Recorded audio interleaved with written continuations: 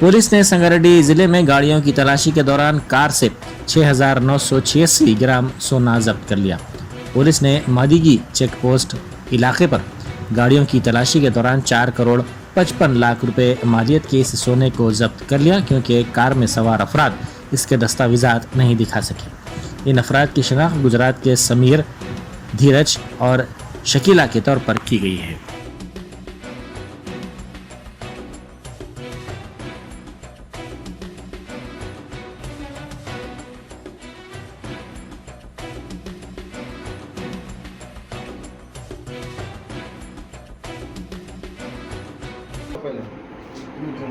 వస్తుందా? ఇవి ఫస్ట్ క్లోజ్లో తీసుకో. ఇవి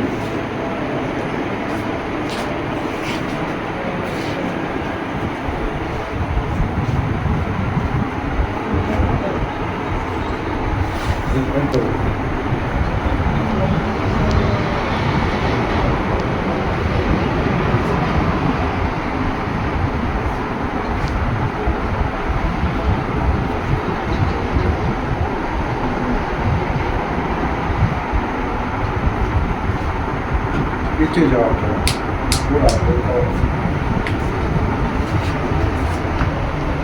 बस।